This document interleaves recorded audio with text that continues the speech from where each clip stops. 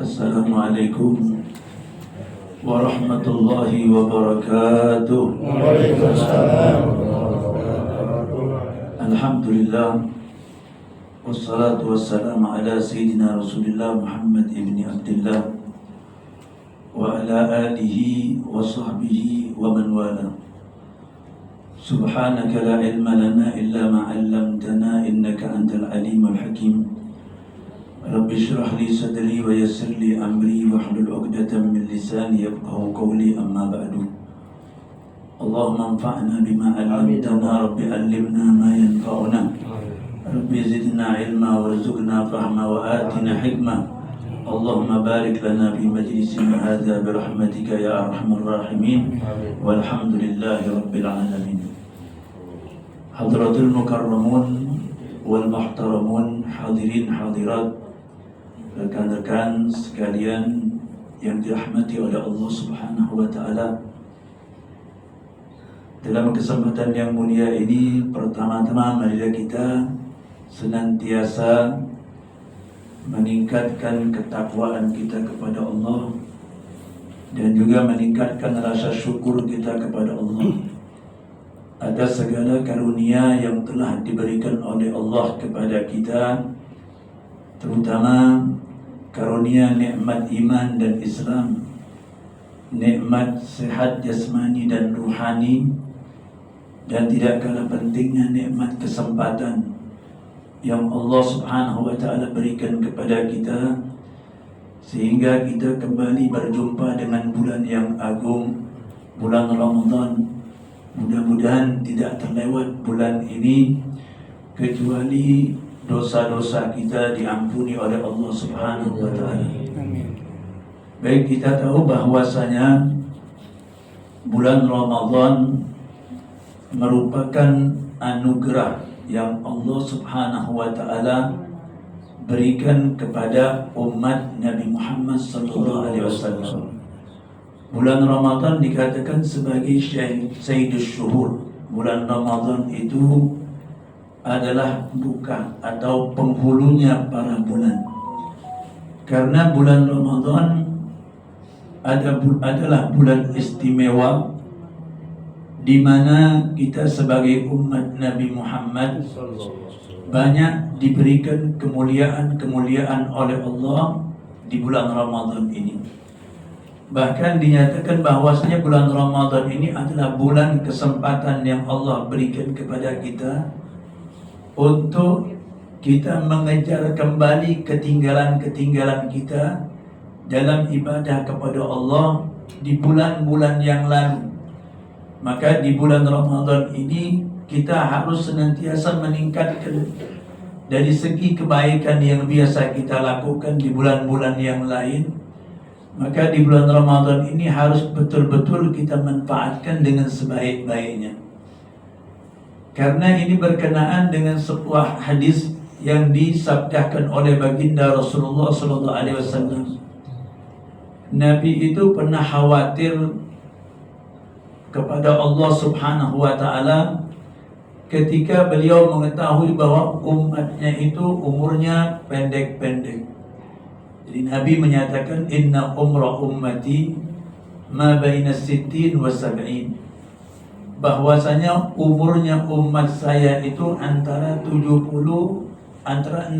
dan 70. Artinya rata-rata itulah umur umatnya Nabi Muhammad. Beliau mengetahui bahwasanya umur umat-umat terdahulu itu luar biasa, panjang-panjangnya luar biasa. Bahkan ada yang sampai umurnya 900 tahun. Ya, kita lihat Nabi Allah Nuh itu, beliau berdakwah saja selama 930 tahun dia berdakwah. Belum umurnya yang sebelum dia diangkat sebagai Nabi dan Rasul oleh Allah. Begitu juga umat-umat Nabi Ibrahim, umat Nabi Allah Musa. Terbukti dalam satu riwayat ada seorang wanita itu mengeluh dengan Nabi Musa, menyatakan bahwa dia punya anak laki-laki yang belum menikah meninggal dunia. Artinya dia katakan anak saya itu meninggal dunia dalam waktu yang masih belia, masih muda. Dia belum menikah. Lalu Nabi Musa bertanya, berapa umur anakmu ketika meninggal? Wanita itu mengatakan umurnya baru 300 tahun, wahai Nabi Allah Musa. Jadi umur 300 tahun itu di zaman Nabi Allah Musa masih bujangan. Ya.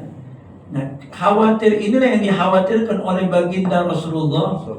Bagaimana umat saya akan beribadah yang ibadahnya itu bisa menandingi umat-umat terdahulu, sementara umurnya diberikan oleh Allah umurnya pendek.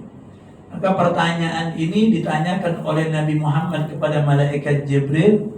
Lalu malaikat Jibril membawa pertanyaan ini kepada Allah Subhanahu wa taala, dan kemudian datang kembali dengan membawa kabar gembira kepada Nabi Muhammad dengan mengatakan, ya Muhammad, inna ummatuka aqsaru fi umuri dunyahum wa atwalu fi umuri ibadatihim.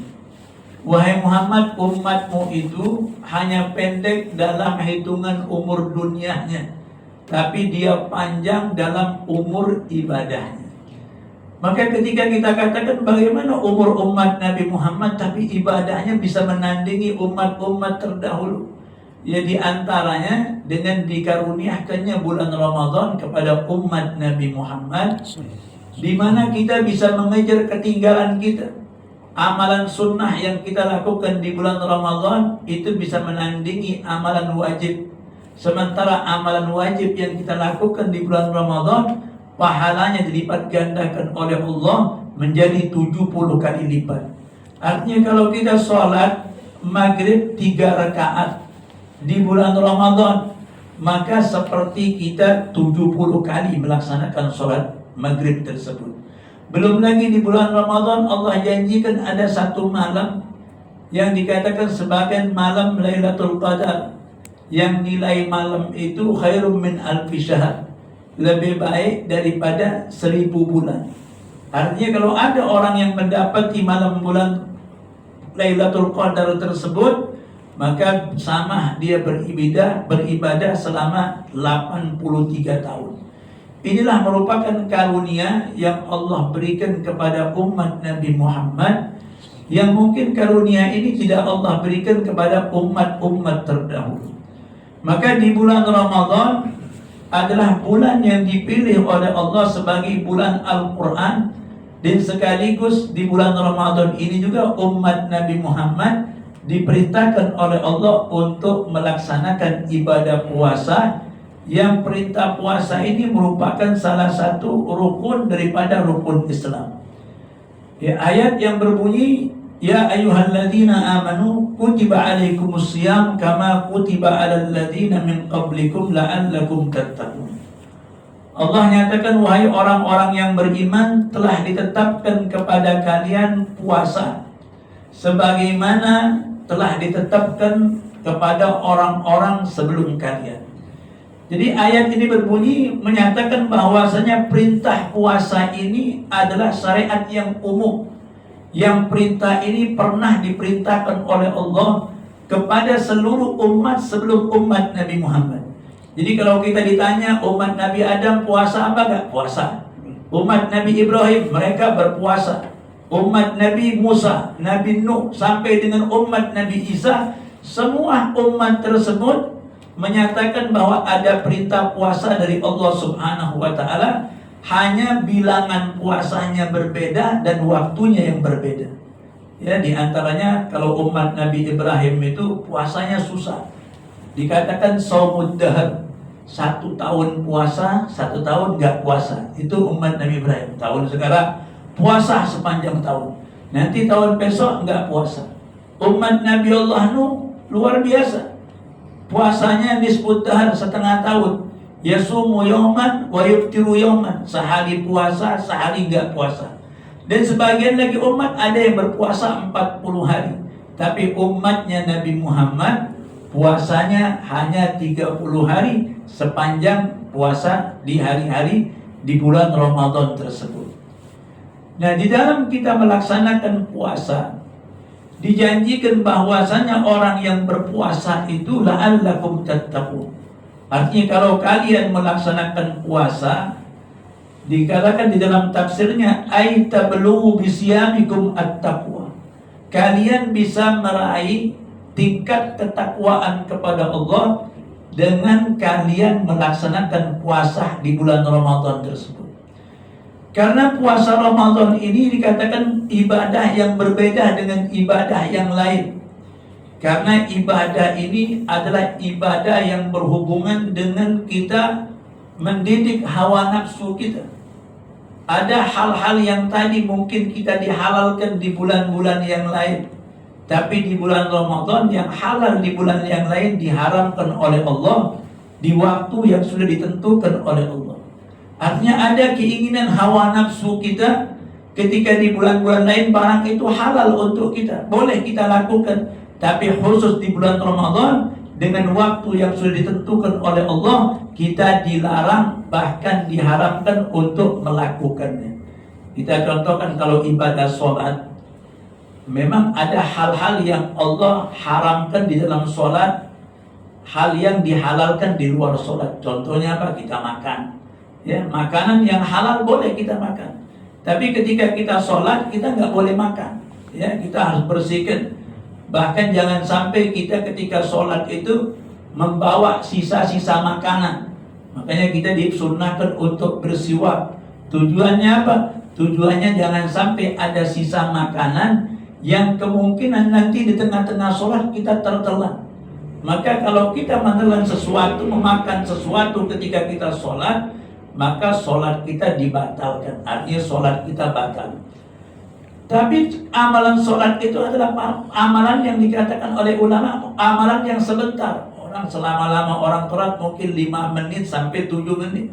Tapi ketika di bulan puasa ini hampir 12 jam kita diperintahkan melawan hawa nafsu kita, menahan apa yang diinginkan oleh hawa nafsu kita. Maka yang namanya hawa nafsu itu, tabiat hawa nafsu itu dikatakan inna nafsa la'ammarati bisu. Yang namanya hawa nafsu, setiap orang itu punya hawa nafsu. Hawa nafsu nggak bisa kita hina, nggak bisa kita hilangkan. Hawa nafsu itu hanya bisa ditundukkan. Jadi hawa nafsu tetap akan berada di dalam diri kita. Makanya kata Al-Imam Ghazali bahwasanya di dalam diri manusia itu ada 4 kekuatan. Ya, 2 kekuatan yang menguntungkan, 2 kekuatan yang merugikan manusia. Apa kekuatan yang menguntungkan manusia yang 2? Dikatakan yang menguntungkan manusia itu adalah akal. Akal itu adalah sesuatu yang membedakan kita dengan makhluk Allah yang lain. Artinya kita dibedakan dengan hayawan karena kita ini diberikan akal oleh Allah. Akal itu dikatakan akal karena dia bisa mengingat, ya, mengikat atau mengingat. Orang yang punya akal sehat itu akalnya bisa mengikat ilmu. Dengan akal orang bisa mengambil ilmu. Tapi kalau orang nggak punya akal, dia nggak bisa mengikat ilmunya. Maka yang pertama yang menguntungkan kita adalah akal. Di mana letaknya akal? Akal itu beradanya di dekat hati menurut ulama. Imam Al-Ghazali dekat hati. Akal itu yang mengikat otak. Lalu siapa yang mengikatnya? Yang mengikatnya adalah hati. Nah, akal ketika dia bekerja, akal ini dibantu oleh malaikat yang disebut dengan malaikatul mulhim. Malaikat mulhim ini adalah malaikat yang biasa membisikkan kebaikan kepada kita. Jadi akal ketika dia beramal, dia bakal dibantu oleh malaikat yang disebut dengan mulhim, yang senantiasa membisikkan kebaikan kepada kita. Ya, kadang-kadang kita berpikir ada datang bisikan, kita pengen ini, pengen sesuatu yang baik, ya, ingin mengerjakan ibadah, terlintas di dalam hati kita bisikan-bisikan tersebut, maka bisikan itu datangnya dari malaikatul mulhim. Kemudian yang kedua yang merugikan manusia ada yang namanya hawa nafsu. Ya, hawa nafsu. Yang satunya lagi qarin. Qarin ini adalah setan yang senantiasa menyertai manusia. Jadi di dalam diri manusia itu ada tempat bersemayamnya setan. Ya, kata Nabi, inna syaitan jathimun fi qalbil insan. Bahwasanya Setan itu bersemayam di dalam hati manusia. Idza dzakarallaha khanas. Setan itu kalau orangnya berzikir kepada Allah, setan itu menyingkir, dia nggak hilang. Setan itu hanya menyingkir. Kalau bahasa khanas itu artinya bersembunyi, dia bukan lari. Makanya kita kalau baca qul a'udzu binnas, kita bilang qul a'udzu min syarril waswasil khannas. Al-khannas di situ kenapa dikatakan dari gangguan bisikan setan yang disebut dengan khannas? Karena setan yang ada dalam diri kita ini dia suka bersembunyi ketika kita berzikir. Wa idza ghafala waswasa. Tapi kalau orang itu lalai enggak berzikir kepada Allah, maka setan ini waswasa, artinya akan membisikkan sesuatu yang jahat. Maka akal dia akan bertempur dengan hawa nafsu. Ketika akal bertempur dengan hawa nafsu, akal akan dibantu oleh malaikat mulhim, sementara hawa nafsu akan dibantu oleh setan yang disebut dengan al-khannas. Jadi setan yang disebut dengan qarin. Nah, hawa nafsu ini sesuatu yang gak bisa kita hilangkan, yang hanya bisa kita tundukkan.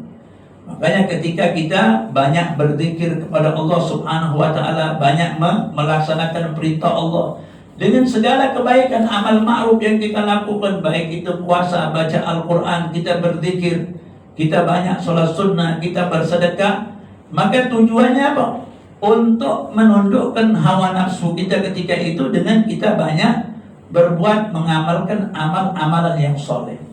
Nah, di antara amalan yang bisa menundukkan hawa nafsu itu adalah puasa. Makanya ketika orang sukses di dalam berpuasa, dia akan mendapatkan predikat manusia atau hamba Allah yang bertakwa. Karena takwa ini adalah tingkatan yang paling tinggi. Inna akramakum indallahi atqakum. Dikatakan orang yang paling mulia itu di sisi Allah adalah orang yang paling bertakwa. Kalau kita katakan apa itu takwa? Kita tahunya takwa itu al-imtithal bi awamirillah wa ijtinab min nawahi wa mardatihi. Ya, wa yarju mardatihi.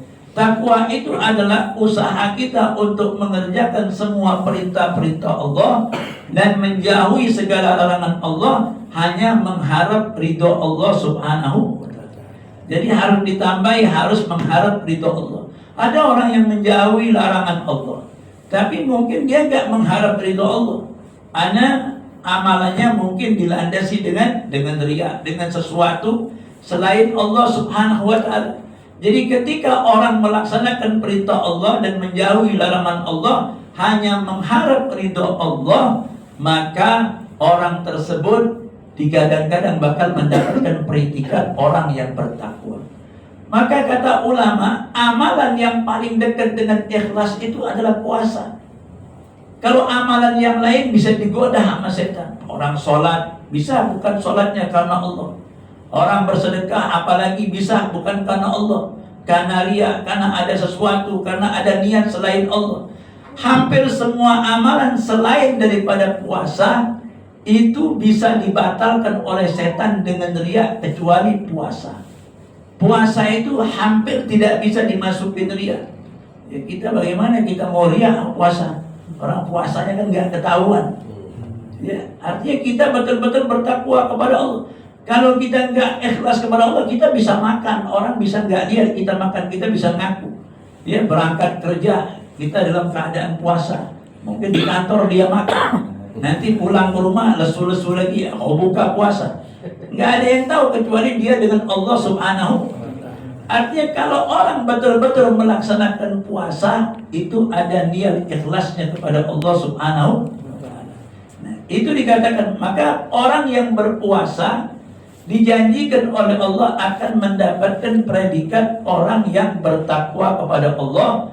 Dan puasa ini memang potensinya tidak lain untuk menundukkan hawa nafsu kita. Artinya jangankan kita diperintahkan meninggalkan yang haram, yang merupakan kewajiban kita, tapi di bulan puasa ada barang-barang yang halal, tetap kita diperintahkan oleh Allah untuk meninggalkannya. Nah, ini adalah didikan yang luar biasa. Asalkan apa? Asalkan puasa kita sesuai dengan anjurannya Nabi Muhammad.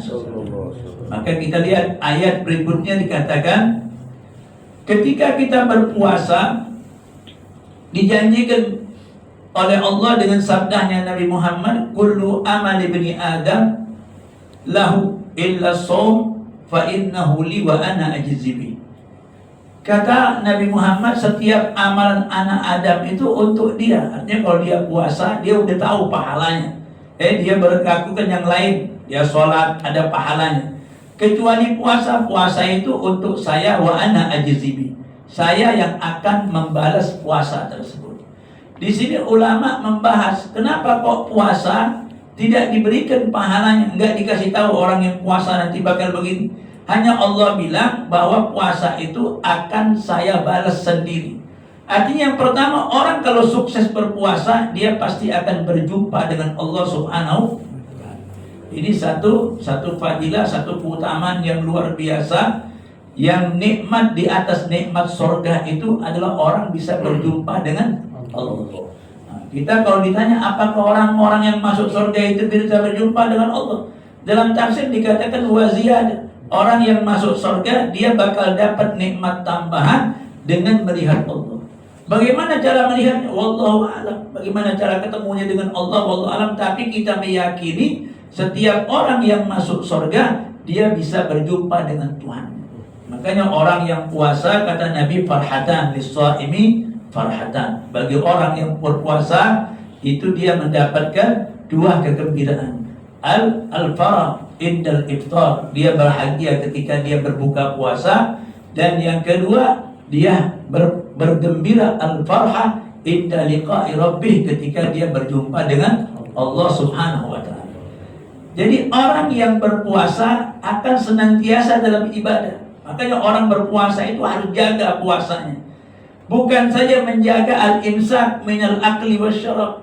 Kalau hanya puasa nahan lapar dan haus, anak kita yang umur 8 tahun itu sanggup. Dia dari pagi nggak puasa nggak makan. Tapi yang lebih dari itu, kadang-kadang kita sanggup tidak batal puasa, nggak makan, nggak minum, tapi kita nggak sanggup dengan hal-hal yang bisa membatalkan pahala puasa kita. Jadi ada orang yang puasanya sukses, tapi dia nggak dapat pahala. Kata Nabi, kam min sha'imin laisa lahu min siyami illa al-ju' wal atas. Berapa banyak orang yang puasa, nahan diri dari terbit fajar sampai maghrib, nggak makan dan minum, tapi dia nggak dapat apa-apa, hanya dapat nahan lapar dan haus, artinya nggak dapat pahala. Nah, yang lebih penting ketika orang puasa itu dia menjaga adab-adab puasa. Jangan sampai ada hal-hal yang bisa membatalkan pahala puasanya. Jadi kalau membatalkan puasa mungkin semua kita sanggup, tapi kadang-kadang kita nggak sanggup dengan hal-hal yang bisa membatalkan pahala puasa kita. Makanya Nabi bilang as-shaimu fil ibadah ma lam yaghtab musliman wa yu'dhi. Kata Rasul, orang berpuasa itu selama-lamanya dalam ibadah. Jadi mau dia apa? Mau dia diam, mau dia jalan, pokoknya dihitung ibadah. Kita mulai dari kita terbit fajar sampai maghrib, pokoknya semua apapun biar kita diam aja, pokoknya kita ditulis sebagai ibadah oleh Allah. Setiap napas kita ditulis sebagai ibadah. Makanya orang yang tidur saumun na'im, dikatakan apa?